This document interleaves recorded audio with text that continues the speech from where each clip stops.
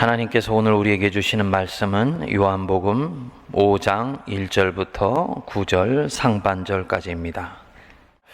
그 후에 유대인의 명절이 되어 예수께서 예루살렘에 올라가시니라.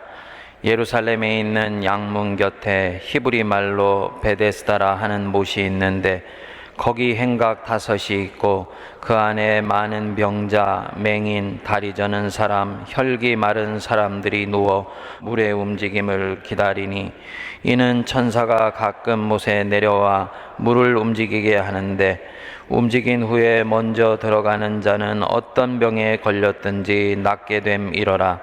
거기 38해 된 병자가 있더라. 예수께서 그 누운 것을 보시고 병이 벌써 오래된 줄 아시고 이르시되 내가 낫고자 하느냐. 병자가 대답하되 주여 물이 움직일 때 나를 못에 넣어주는 사람이 없어 내가 가는 동안에 다른 사람이 먼저 내려가나이다. 예수께서 이르시되 일어나 내 자리를 들고 걸어가라 하시니 그 사람이 곧 나아서 자리를 들고 걸어가니라. 아멘. 여러분들에게 교회는 어떤 곳입니까? 또 교회는 어떤 곳이어야 된다고 생각을 하십니까? 교회를 너무너무 사랑하는 분들에게는 교회는 내 영혼의 고향입니다 라고 고백되는 분들이 계실 것이고, 교회를 통해서 뭔가 인생의 탈출구를 찾는 분들에게는 교회는 내 인생의 소망입니다 라고 생각하는 분들도 계실 것입니다. 어렸을 때부터 교회를 다녔지만 교회를 통해서 아직 특별한 자기 인생의 전기를 만들지 못한 분들, 그렇지만 교회를 떠날 수 없는 분들에게는 교회는 가까이 가기에는 부담스럽고 멀리 밀쳐버리기에는 뭔가 좀 아쉬운 계륵 같은 존재가 되어 있을지 모릅니다. 교회를 너무 사랑하기 때문에 교회에 대한 기대치가 대단히 높은 분들도 계시고요. 자꾸 기대하면 실망만 커지기 때문에 아예 기대를 낮춘 가운데 교회를 다니는 분도 있습니다.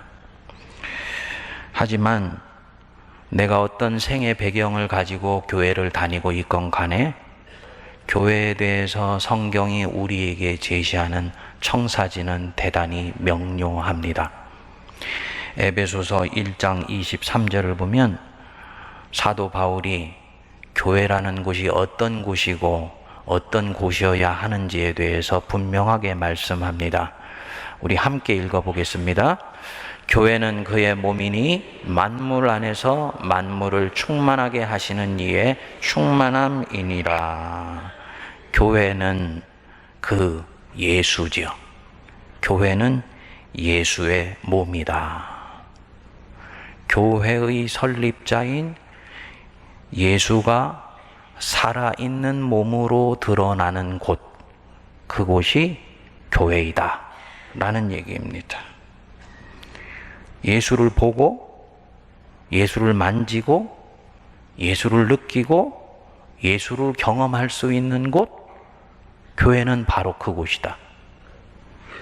예수의 말씀을 들을 뿐만 아니고 예수님이 오늘도 활동하시고 있는 모습을 내가 볼 수 있고 보여주는 곳이 바로 교회입니다. 여기에 만물 안에서 만물을 충만하게 하시는 이의 충만이다. 이 얘기는 무슨 얘기냐면 교회는 예수로 충만한 곳이고 예수의 영이 꽉 차 있는 곳이 바로 교회이다. 2000년 전에 예수께서 이 땅에 오셔서 사시고 십자가에 매달려 죽으시고 부활하셔서 승천하셨지요. 영이 승천하신 것이 아니고 몸이 승천하셨습니다. 그러니까 이 지상에 예수님의 몸을 찾아볼 수는 없습니다. 그런데 예수의 육체를 볼 수 있는 유일한 곳이 있으니 그곳이 어디라고요? 교회라는 것입니다.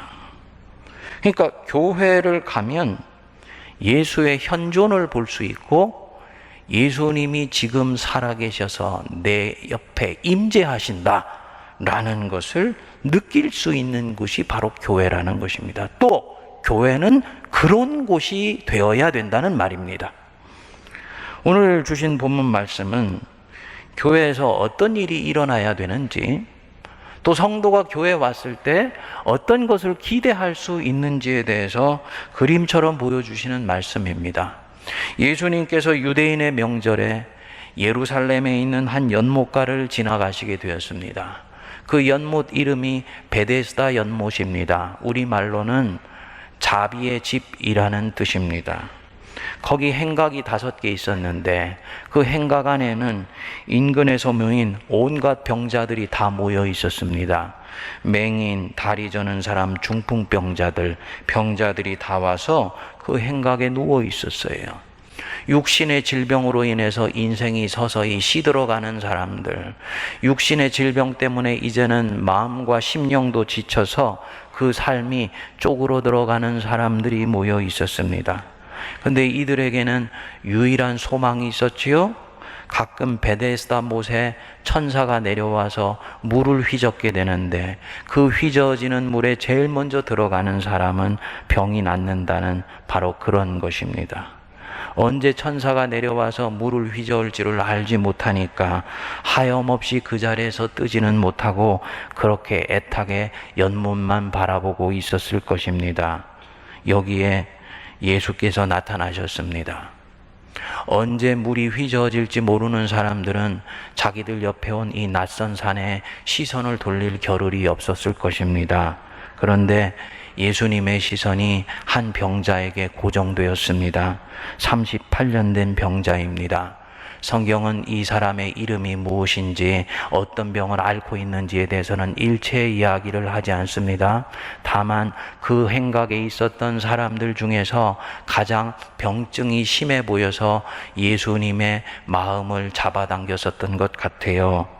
6절에 보면 예수께서 누운 것을 보시고 병이 벌써 오래된 줄 아셨다, 꿰뚫어 아셨다, 그 얘기입니다. 그리고 이 사람에게 질문을 던졌습니다. 네가 낫고자 하느냐? 아마 이 38년 된 병자는 지금까지도 자신의 귀에 들리는 이 음성이 자기 귀를 때리기 전까지 다른 사람들과 마찬가지로 언제 움직일 줄 모르는 그 연못에 물을 쳐다보고 있었을 것입니다.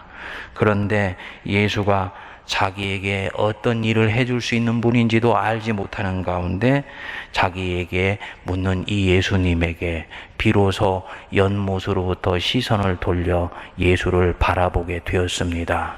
그리고 대답을 합니다. 뭡니까? 물이 움직일 때 나를 물에 넣어줄 자가 없나이다. 예수님께서 네가 낫고자 하느냐? 이 말씀은 네가 낫고자 하는 의지가 진정으로 있느냐? 그것을 물어본 것입니다. 근데 이 병자는 그렇다 아니다를 대답하지 않고 물이 움직일 때 나를 그 물속에 넣어줄 사람이 없어서 다른 사람이 먼저 내려갑니다 라고 대답했던 거예요. 도와주는 이가 없어서 자기는 이 자리에 여전히 있을 수밖에 없다, 그 얘기죠. 근데 정말 그랬을까요? 이 사람이 정말 낫고자 하는 의지가 그토록 간절했을까요? 묵상을 해보면 꼭 그런 것은 아닌 것 같습니다. 만일 이 사람이 정말로 낫고자 하는 의지가 그렇게 간절했다면 자기 주변의 친지들의 도움을 요청해서라도 38년 동안에 단 몇 차례라도 기회를 가졌을 것입니다. 그런데 성경은 그런 얘기가 단 한 번도 나오지 않습니다. 무슨 말이냐? 그는 그저 자신이 베데스다 못가에 있는 다른 사람처럼 노력하고 있다, 나는 애쓰고 있어, 그 자체로 만족하면서 개선되지 않는 자기의 삶의 상황을 숙명처럼 받아들이고 있었던 거죠. 나를 넣어줄 자가 없나이다, 내가 지금 이 형편밖에 되지 않는 것에 대해서 정당화하는 것입니다. 그런데 주님이 이 사람 속에서 작은 것 하나를 읽어내려는 것입니다. 자기는 어쩔 수 없지만 그럼에도 불구하고 이 사람 안에는 낫고자 하는 작은 실타래 같은 열망은 가지고 있는 것이구나. 그리고 예수님이 이 사람에게 선포하십니다. 일어나 네 자리를 들고 걸어가라. 9절에 뭐라 그러셨습니까? 그 사람이 곧 나아서 자리를 들고 걸어가니라. 무슨 말씀이냐? 이 사람이 이날 예수님의 이런 놀라운 은혜를 입을 만한 어떤 마음가짐이나 행동을 한 조짐은 전혀 보이지 않는다는 것입니다. 다만 여기로부터 개선되고자 하는 열망이 신라같이 살아있다는 것만을 주님이 확인하셨을 뿐이에요. 심지어는 자기가 왜 이런 병에 걸렸는지조차도 이 사람은 몰랐습니다. 병이 낫고 난 뒤에 성전에서 예수님과 우연히 만났지요. 예수님께서 이 사람에게 14절 중간 부분에 가면은 얘기를 합니다. 뭐라 그럽니까? 보라, 네가 나았으니 더 심한 것이 생기지 않게 다시는 죄를 범하지 말라 하시니라. 무슨 얘기냐? 자기는 무엇 때문에 이 질병을 가졌는지를 38년 동안 몰랐던 것입니다. 죄 때문이었는데 그것을 몰랐던 거예요. 무슨 얘기입니까? 예수님 앞에 병이 낫기 위해서 회개하지 않았다는 거지요. 회개해야 될 이유도 찾지를 못했던 사람입니다. 그런데 그날 죽어가던 한 생명이 예수님을 만나서 살아나는 역사가 나타난 것입니다. 38년 동안을 괴롭힘 당했던 지긋지긋한 질병에서 노임받아서 완전히 새로운 피조물이 된 거예요.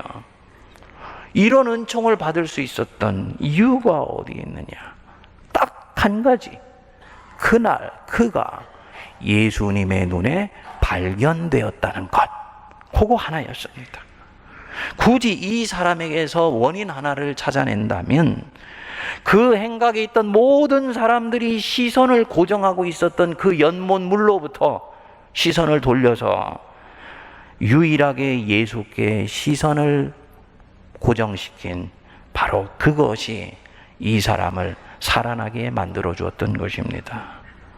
근데 여러분 꼭 기억하십시오. 이것 하나로 충분합니다. 예수님 앞에서 살아나는 것에는요, 이것 하나로 충분해요. 예수님을 바라보는 것만으로도 충분합니다.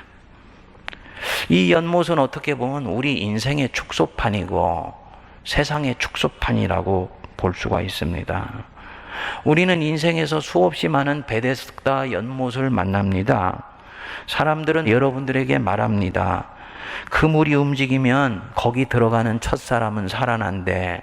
인생이 완전히 새로워진대. 삶의 탈출구가 있어.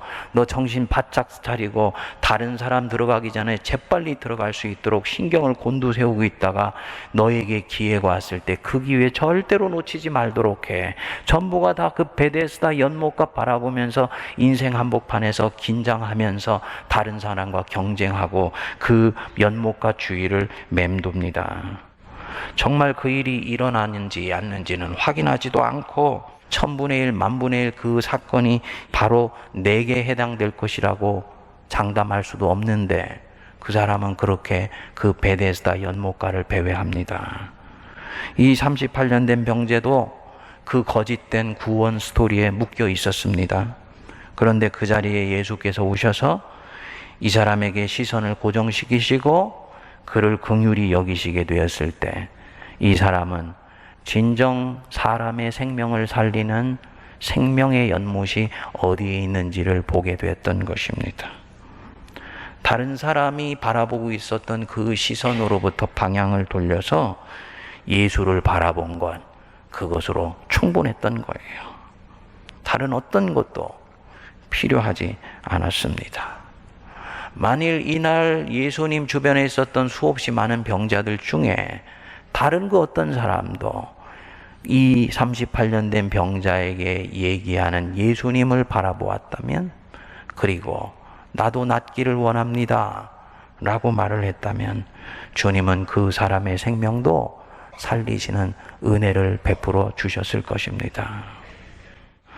왜 예수님이 이렇게 이유도 없고 죄를 회개하지도 않았고 자기 구원에 대한 절박한 그런 욕구도 느끼지 않은 사람에게 오히려 새로운 생명을 던져주십니까? 예수님 자신이 생명을 살리는 분이시기 때문입니다. 그분은 마귀처럼 죽이는 영이 아니고 살리는 영이 충만한 분이세요. 그래서 예수께로만 가면 죽어있던 생명이 살아납니다. 믿으십시오.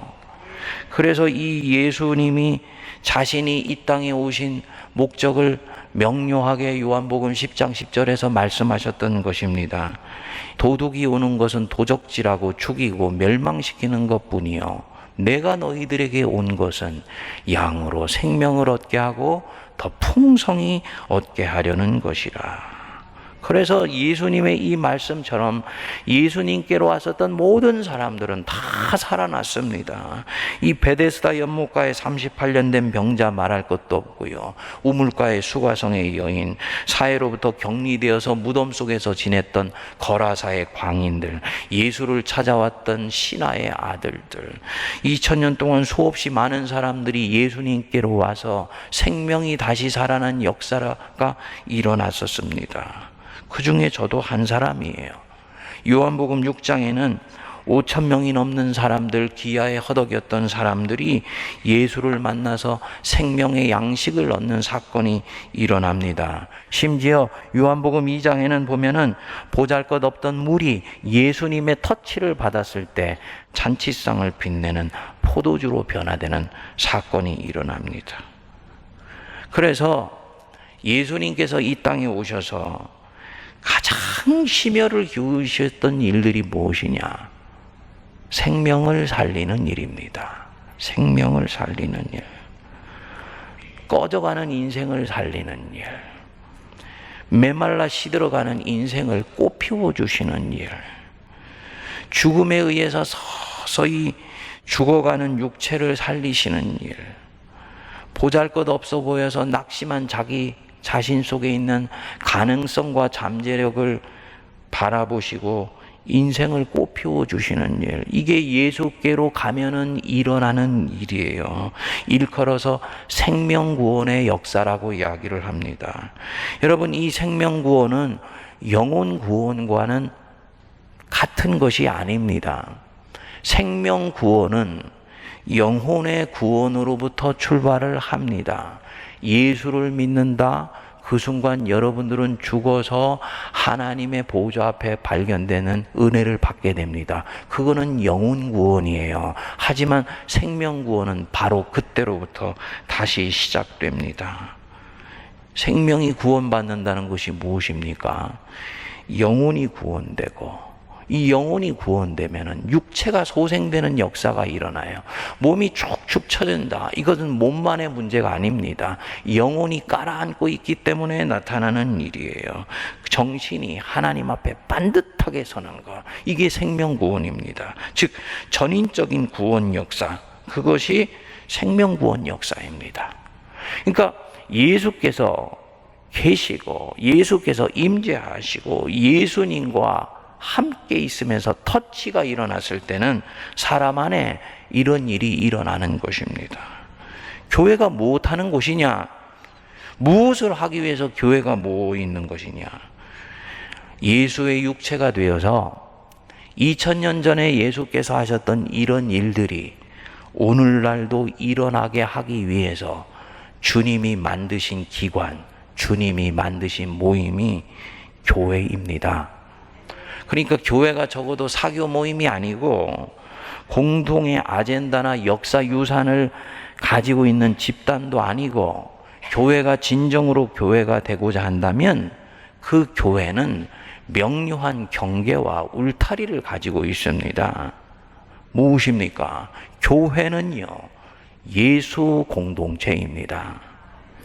예수로 시작하고 예수 때문에 존재하고 예수를 향해서 존재하는 것, 그게 바로 교회입니다.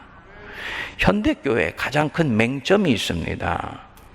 교회의 길과 방향을 사람의 기호에 맞춰서 인간적으로 디자인하려고 그럽니다.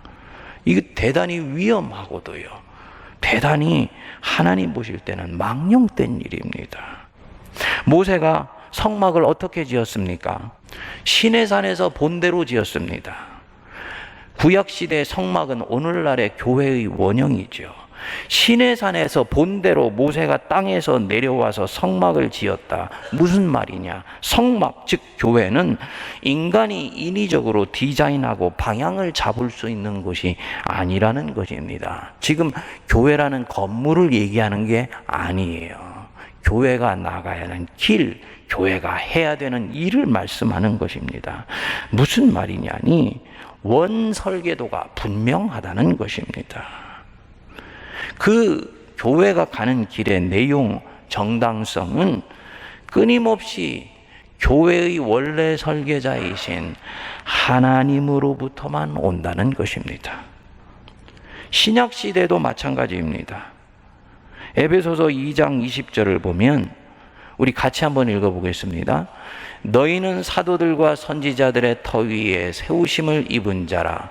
그리스도 예수께서 친히 모퉁이 돌이 되셨느니라. 교회의 주춧돌이 누구라고요? 예수 그리스도세요. 교회의 기둥이 누구십니까? 예수 그리스도십니까? 교회의 지붕이 누구십니까? 예수 그리스도입니다. 그러니까 교회는 예수를 떠나서는 존재할 수가 없는 것입니다. 요한계시록에 보면 마지막 때에 하늘에 있는 예루살렘 도성이 땅에 내려온다고 그랬습니다. 지상교회라는 도성은 보이는 교회입니다. 세문안 교회, 보이는 교회입니다. 영락교회, 보이는 교회예요. 그런데 이 보이는 교회, 비저블 처치는 보이지 않는 저 예루살렘 도성에 있는 진정한 참교회를 향해서 끊임없이 자라가고 끊임없이 갱신하고 개혁해 간다는 것입니다. 즉 교회가 가야 되는 원형적인 교회는 어디에 있습니까? 저 하늘에 있는 예루살렘 도성이 원형적인 교회고 가장 온전한 교회인 거예요. 그것을 향해서 나아가는 것입니다. 오직 예수님만이 왕 되신 하늘에 있는 예루살렘 교회를 향해서 끊임없이 닮아가며 자기 길을 가는 것, 그것이 이 땅에 있는 지상교회가 가는 길입니다. 그리고 마지막에는 그 보이는 교회 한복판에 보이지 않는 교회가 내려와서 비로소 보이는 교회가 온전한 교회로 회복되어 역사가 완성되는 것입니다. 그렇기 때문에 모든 교회는 예수께서 공생애 동안 하셨고 오늘도 성령을 통해 하시고 있는 그 사역을 교회의 사활을 걸고 해야 됩니다. 말은 바꿀 수 있고요. 언어는 달라질 수 있지만 내용은 동등한 것입니다. 뭡니까? 주님이 하셨던 생명사역을 계속해야 되는 것입니다. 좋은 교회가 어떤 교회냐? 생명이 자라나는 교회예요. 생명이 자라나는 교회. 끊임없이 새로운 생명 창조의 역사가 일어나고 있는 교회, 그것이 좋은 교회입니다. 회개와 거듭남의 역사가 일어나서 새 생명이 탄생되는 일이 뚜렷이 증거되고 보여지는 교회, 그것이 좋은 교회입니다. 그 예수의 교회예요. 세례받는 숫자가 많아지는 것과는 다릅니다. 거듭남과 회심의 역사가 실제로 일어나야 좋은 교회입니다. 베데스다 연못 같은 세상에서 자신들을 살리지 못하는 연못에 시선을 두었던 사람이에요. 교회에 와서 예수를 발견할 수 있는 교회, 그게 좋은 교회입니다. 그래서 메말라 같은 생명이 회복되는 증거가 성도들 구석구석에서 일어날 때 좋은 교회입니다. 정죄받고 판단받던 사람, 그래서 자신의 자아가 한껏 움츠러 있던 사람이 자기 인생을 수용하고 잠재력을 꽃피우고 싶은 열망을 부릴 듯 일어날 수 있게 해주는 교회, 그게 좋은 교회입니다. 오래 묵었던 상처가 예수 앞에 와서 만짐을 받아서 38년 된 병자가 다시 일어나듯이 치유되고 회복되는 역사가 일어나는 것, 그것이 바로 좋은 교회입니다. 그리고 이렇게 살아난 사람들이 생명이 충만한 세상을 만들기 위해서 다시 사도같이 세상으로 파송되는 교회, 그것이 좋은 교회고 위대한 교회입니다. 여러분, 모여서 세상을 위해서 좋은 일 하는 것으로 절대로 교회는 충분하지 않아요. 그럴 것 같으면 사회복지기관을 만들어서 일을 할 것이지 이 엄청난 비용을 들여서 교회를 이룰 이유가 없습니다. 구제하고 봉사해야지요. 그러나 그 안에는 교회가 교회되었다 할 때는 예수의 영이 꿈틀꿈틀 살아 움직이고 있어야 됩니다. 성령이 왜 중요하냐? 성령이 바로 생명의 영이고 성령이 살리는 영입니다. 성도들의 주변에는 성령만 역사하는 게 아닙니다. 죽이는 영, 마귀의 영, 사탄의 영이 같이 역사하면서 끊임없이 성도의 영혼을 질식시킵니다. 그 질식시키는 원수의 힘을 뚫고 성령이 다시 일어나서 한 사람의 성도와 그리스도인의 모임을 하나님 안에서 견고히 세워주고 그 인생이 꽃필 수 있도록 해주기 위해서 이 성령이라는 것은 우리에게 너무너무나 중요한 것입니다. 마귀의 영이 역사하면요, 비난하고 정죄하고 판단하고 비판하고 시기하고 질투합니다. 그리고 의심하고 갈등합니다. 인간적인 냄새가 물씬 풍깁니다. 성령, 생명의 영이 역사하는 곳에는 기쁨이 있습니다. 서로 용납하고 용서합니다. 작은 것을 놓고 다투기보다는 화평하고 이해해주고 인내합니다. 예배 속에 경건이 있지요. 그렇지만 성령의 역사면요, 그 경건함에 주시는 하나님이 우리에게 주시는 선물이 있어요. 기쁨이 있습니다. 예배가 역동적입니다. 하나님을 향해 살아보고 싶은 열망이 예배 끝에는 불일 듯 일어나는 것입니다. 그래서 기쁨과 은혜가 충만하지요. 오늘이 환경주일인데 요즘 생태 환경이라는 말이 유행하고 있지 않습니까? 교육 생태계, 기업 생태계, 심지어는 신학에 20세기 들어서 생태 신학이라는 것도 나왔습니다. 이게 뭐냐면 하나의 생명이 씨앗처럼 심겨져서 그것이 뿌리를 내리고 위로 가지를 뻗어서 꽃을 피우고 때가 되었을 때는 열매를 맺어서 다시 세상으로 흩어지는, 재생단되어 일어날 수 있는, 생명이 자라가고 열매 맺을 수 있는 좋은 환경이 만들어져 있는 것을 생태 환경이라고 이야기를 합니다. 교회도 마찬가지예요.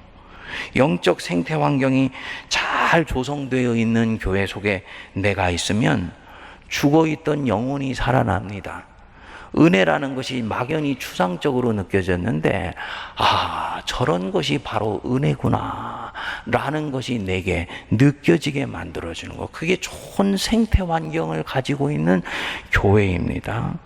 하나님이 계신지도 몰랐던 사람이 예수를 경험하게 되고, 그 예수 때문에 인생이 살고 싶은 하나님의 아름다운 선물이 되게 만들어줍니다.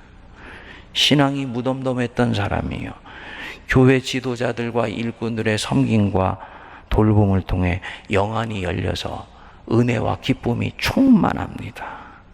영적 생태 환경이 잘 조성된 거예요. 바로 생명이 살아나고 치유와 회복이 일어나는 예수 공동체인 것입니다.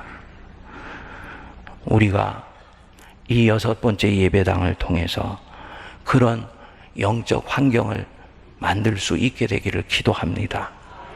이미 신앙이 견고히 서 있는 성도님들이 더욱더 굵직한 믿음의 아름드리 나무로 자라갈 수 있어야 되고요, 그 거대한 믿음의 거목들 밑에 작은 연약한 생명 하나가 심겨졌을 때 그 그늘 때문에 오히려 메말라 죽어가는 것이 아니라 그 생명의 큰 틈 속에서 그 생명이 밑으로 뿌리를 내리고 위로 가지를 뻗어서 열매를 맺고 아름다운 신앙의 숲이 구석구석에 만들어지는 것, 그거 바로 생명이 자라나는 교회고 주님이 꿈꾸시는 교회입니다.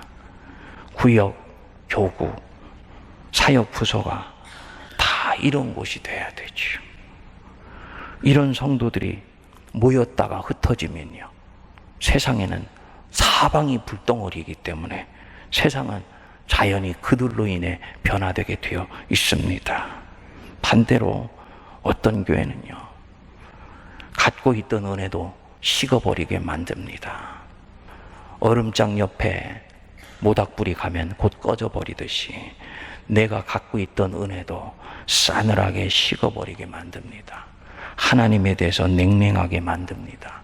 신앙을 지적인 회의에 빠지게 만듭니다. 생명이 말라가는 곳이에요. 영적 생태 환경이 아주 안 좋은 교회입니다. 사랑하는 여러분, 우리 6번째 예배당에서 시작하는 우리 세문안 교회가 생명의 역사가 일어나는 교회가 되기를 바랍니다. 전인의 치유와 회복이 일어나는 교회가 되기를 바랍니다. 예수 때문에 존재하고 예수를 향해 존재하고 예수 안에서 끊임없이 머물러 있음으로써 인간의 영혼이 회복되고 전인이 치유되고 몸이 건강하여지며 이들의 인생이 꽃피워질 수 있도록 만들어지는 그런 예수 공동체 될 수 있게 되기를 바랍니다. 생명 역사가 이렇게 일어나는 생태 환경이 아름답게 만들어진 세문안 교회는 21세기의 새로운 에덴 동산 같은 교회이다. 샘이 끊어지지 아니하는 교회이다. 바로 그런 교회 만들어갈 수 있게 되기를 기도합니다. 그래서 세상을 변화시키는 역동적인 교회와 성도들 되시기를 주님의 이름으로 축복드립니다. 기도하겠습니다. 하나님 아버지, 세상의 많은 사람들은 베데스다 연못이 저쪽 저 문 밖에 있다 얘기하며 누각 밖에 있다 이야기합니다. 그러나 저희들은 진정한 생명의 연못은 우리 옆에 지금 와 계신 예수님 안에 있음을 믿으며 세상의 거짓된 구원의 스토리에 묶여있던 그 시선을 돌려 예수님께로 눈길을 고정시킵니다. 은혜를 내려주시고 저희들을 새롭게 하여 주시며 새로운 피조물로 엮어 주시옵소서. 예수께서 이 땅에 계실 때 하셨던 죽은 자를 살리시고 안진뱅이를 일으키시며 손 마른 자를 고쳐주시고 사마리아 여인처럼 오랫동안 묵혀놓았던 상처와 아픔과 눈물이 씻겨져 내려가는 생명 역사를 오늘 우리 세문안 교회가 아름답게 감당하게 하여 주시고 죽어가는 세상 한복판에 하나님의 베데스다 연못 역할을 넉넉히 감당하게 하여 주옵소서. 우리 주 예수 그리스도의 이름으로 기도하옵나이다. 아멘.